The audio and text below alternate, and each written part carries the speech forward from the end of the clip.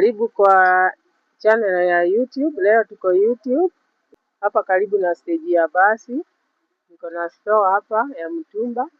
Ninauzaga varieties ya vitu. Ukitazama utaona hapa tuko na shears. Hii inaitwa shears. Inawekwa kwa wall, unaweza weka kwa madirisha ama kwa milango ama kwa pahali popote tu unataka kupartition. Na pia inapelekanaga na curtains. Sasa hii imeshikana, iko na shears yake na curtain ndani yake. Sasa hii ukinunua utanunua curtain, na kuna yenye tunauzaga ikiwa hii moja na unanunua curtain unashikanisha. Tena hapa tuko na bed covers. Hizi ni mabed cover zimetoka kwa bed sheet. Hii ni ile inatandikwa juu ya kitanda. Ukishatandika mattress, hii unawekelea juu bed cover. Na kuna mattress cover ndio hizi. Kuna duvet covers. Ukiangalia hapa tuko na carpet ndogo, size ndogo, zile zinaitwa side bed. Kuna side bed, zile carpet ndogo. Na tuko na carpet kubwa. Hizi ziko juu ni kubwa. Kuna mpaka 9x12 ni carpet kubwa. Tuko na blanketi hizi kubwa kubwa. Hizi ni zile blanketi kubwa kubwa. Kuna 5x6, 4x6 na 6x6. Hizi pia ni carpet. Kuna rabbit carpet. Zimechanganyikana aina mingi za carpet. Haya, tena tuko na hizi pia ni blanketi, na tuko mpaka na hizi maduvet. Unaona hii duvet white, ndani ni white. Tuko nazo. Tuko na warmers hizi mifuko. Kwa chuma hapo hivi. Karatasi toa kwa chuma. Tuko na mifuko za warmers ndio hizi. Hizi zote ni warmers. Zinaitwa bado ni maduvet covers. Unaweza itisha duvet yako ama blanketi, ama unaweza jifunika nayo ikiwa hivyo. Tuko na curtains. Hizi zote ni curtains. Hizi curtains ni mrefu. Unaweza gawanisha kama pasia mahali. Unaweza katakata ukiwa na madirisha mingi zinafanana, unachukua unakatakatia ama milango. Na hapa pia tuko na mattress covers. Hizi ni mattress cover hizi. Hizi ni mattress covers na curtains. Na tuko na doormats. Tuko na towels. Tuko na neti hizi za mnyunyura. Hizi zinatumika kwa watu wa salon.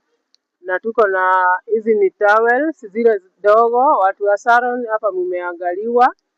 Pia kuna towels za watoto hizi ziko mpaka na kofia. Hizi towels zenye ukiosha mtoto unamweka. Zile ni za watu wa salon, ni medium size na tunakuaga na kubwa. Sasa hizo zote ukitutembelea huku utapata mali nyingi. Tunakuaga na vitu aina mingi. Na pia customer wetu pia huwaga nina encourage customers wangu nikikuuzia hizi vitu. For example, watu wengi wenye ninadiliki nao ni watu wa kuenda kuuza. Ninawauziaga kwa bei ya wholesale, nao wanaenda wanauza.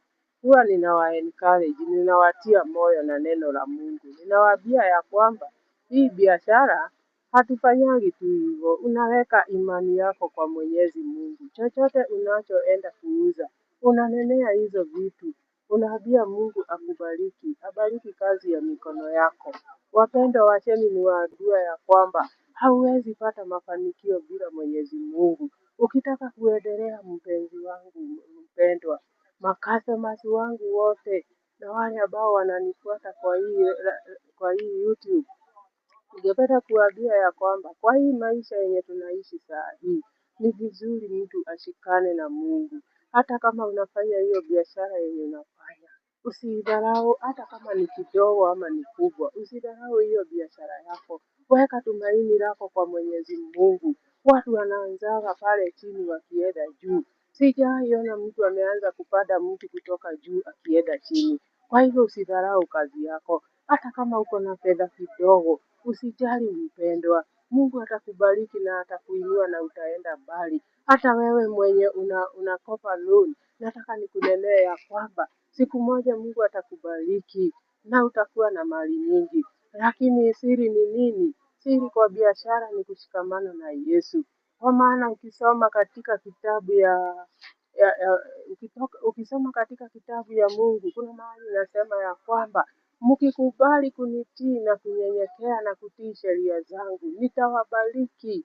Nitawabariki mjini, nitawabariki hata kijijini. Pahali popote utaenda wewe utakuwa mbarikiwa. Na siri ya kubarikiwa pia ukuwe mwaminifu. Kama ni kanisa unaenda, unatolea Mungu tithe. Ukifanya biashara yako, tuseme for example umepata faida ya shilingi 1,000, toa 100, mtolee Mungu. Mtolee zaka na sadaka, mtolee 10% na hakika utabarikiwa.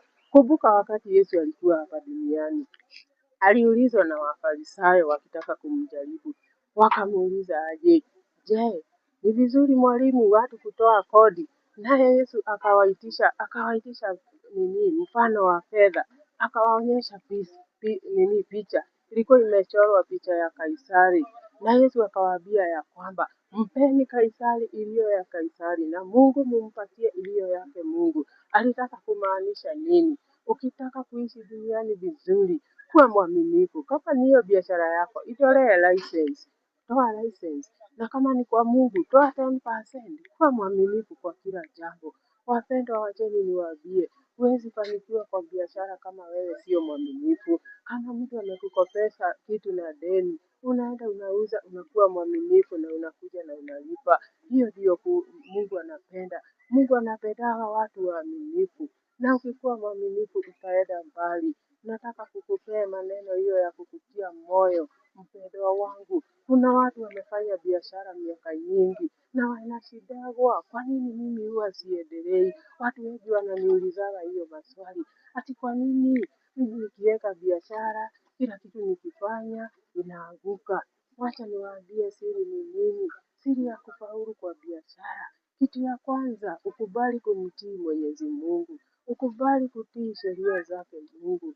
Ukubali kukuwa mwaminifu na wale ambao unafanya biashara na wao. Na kitu kingine wapendwa, nimekuja kugundua kwa biashara ni wivu. Watu wengi wamekuwa na wivu kwa biashara. Hiyo nayo ni jambo lingine linaangusha mtu. Ukitaka kubarikiwa, usitake kujua huyo mwingine anafanya nini ama anapata nini.